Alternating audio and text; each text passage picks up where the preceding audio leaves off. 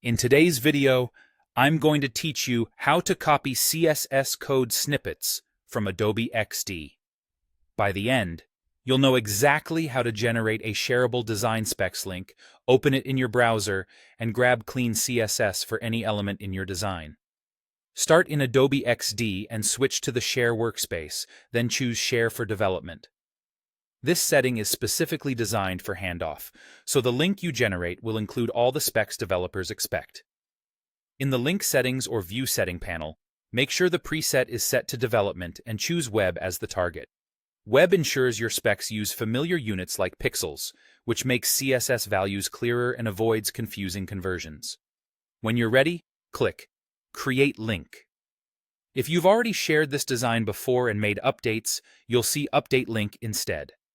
Updating keeps the same URL so your teammates don't have to chase a new link every time you revise something. Now copy that link and open it in your browser. You'll land on the Design Specs page.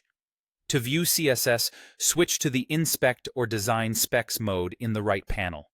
This mode changes the interface from a simple visual preview to a technical view that exposes measurements, colors, typography, and the CSS properties generated from your layers.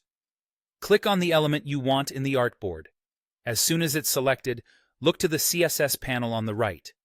XD will display a code snippet that reflects the element's current styles, things like font family, size, weight, color, line height, fills, borders, corner radius, and positioning information. If you're not seeing the values you expect, confirm the mode is set to Inspect and that the link was created with the development preset targeting web. When you find the snippet you need, click and drag across the code in the CSS panel to select it. Once highlighted, copy it using your standard copy shortcut.